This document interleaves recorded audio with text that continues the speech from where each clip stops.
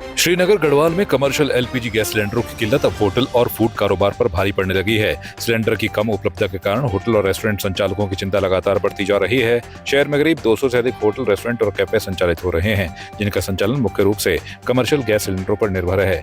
लेकिन इन दिनों गैस सिलेंडरों की कमी के चलते कई प्रतिष्ठानों में खाना बनाना मुश्किल हो गया है। इसका असर सीधे तौर पर कारोबार पर पड़ रहा है। स्थिति इतनी गंभीर हो गई है कि कई रेस्टोरेंट संचालकों को अपने मेन्यू में कटौती करनी पड़ रही है। कुछ होटल और रेस्टोरेंट अस्थायी रूप से बंद भी हो चुके हैं, जबकि कई जगह ऑनलाइन ऑर्डर भी सीमित कर दिए गए हैं। इसका असर सड़क किनारे फूड स्टॉल और छोटे ढाबों पर भी साफ दिखाई दे रहा है। होटल व्यवसायियों का कहना है कि यदि यह स्थिति लंबे समय तक बनी रही तो शहर के फूड उद्योग को भारी आर्थिक नुकसान उठाना पड़ सकता है। मेरे को लग रहा है जहाँ पे स्टैंड लेने की बात है, यहाँ पे हमारे व्यापारियों के साथ स्टैंड नहीं लिया जा रहा है। थोड़ा उन्हें परेशान अलग वो हो रहे हैं कि उन्हें खौफ इस चीज़ का बैठा हुआ है कि बेफालतू में चेकिंग अभियान चलाया जा रहा है, जहाँ पे उनके साथ खड़ा होना चाहिए था। कोई अपनी व्यवस्था कैसे कर रहा है, रिश्तेदार से ला रहा है कुछ करके। देखिए अपने आप तो वो कर लेगा, मगर अपने पीछे 10 लोग हैं, उनका भी तो उसे देखना है, उनके लिए भी तो खाना करना है।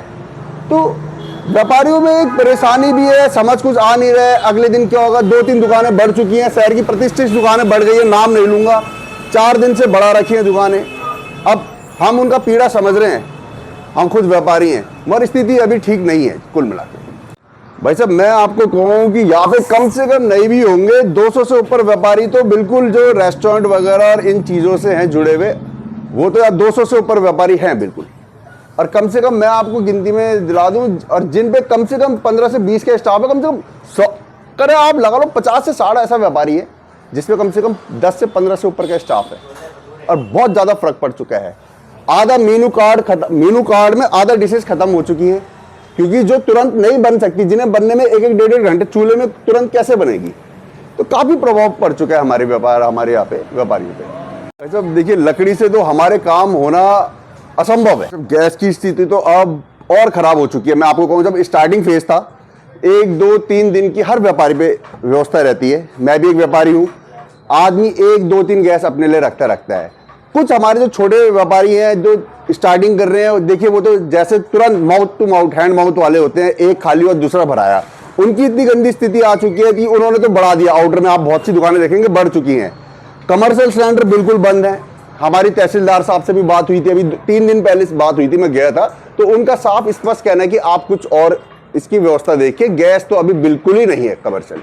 छोटे तो आ भी जाएंगे, मगर बड़े के लिए तो बिल्कुल मना किया हुआ है। देखिए, हम लोग लकड़ी में और कोयले में, और थोड़ा सा हमारे पास जो एक आधा सिलेंडर बचा हुआ था, उसको हम बचा के चल रहे हैं, जिससे दाल बॉयल हम उसमें कर सकें, चावल उसमें बना सकें।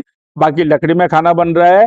और नुकसान ये है कि हम लोगों को सुबह एक साथ खाना बनाना पड़ रहा है।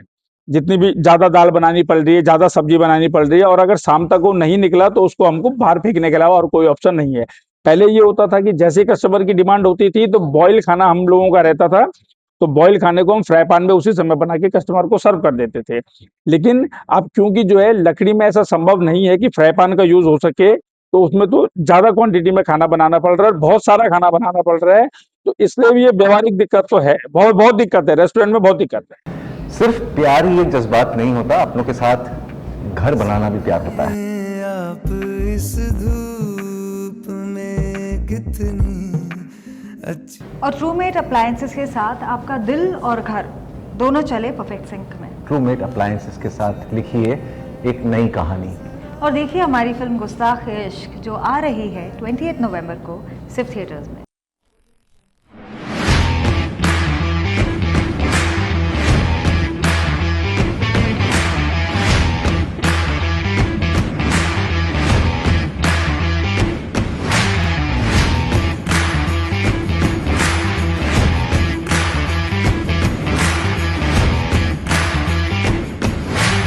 ट्रूमेट होम अप्लायंसेस। पौड़ी शहर में ईद उल फितर का पर्व पूरे हर्षोल्लास और उत्साह के साथ मनाया गया।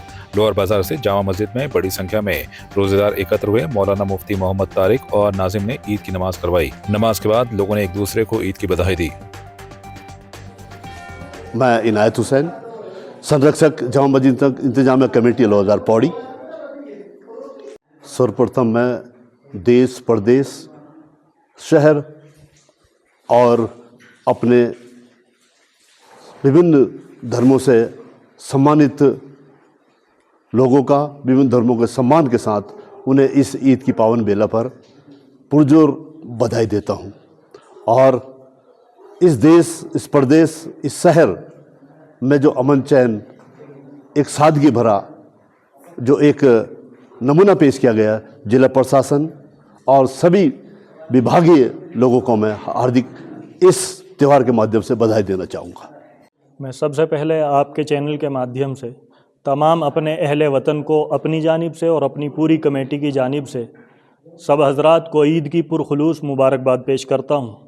अल्लाह ताला इस बाबरकत मौके पर हम सब के घरों को खुशियों से भर दे और हम में आपस में प्यार मोहब्बत अता करे और इस मुल्क को अमन व अमन और तरक्की का ज़रिया बनाए।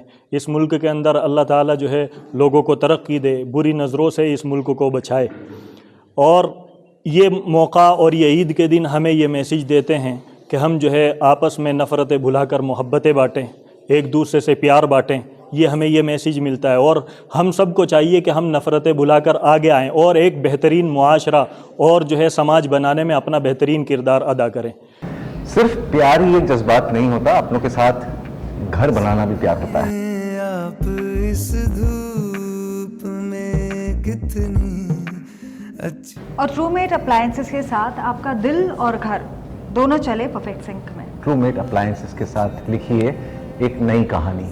और देखिए हमारी फिल्म गुस्ताख इश्क जो आ रही है 28 नवंबर को सिर्फ थिएटर्स में।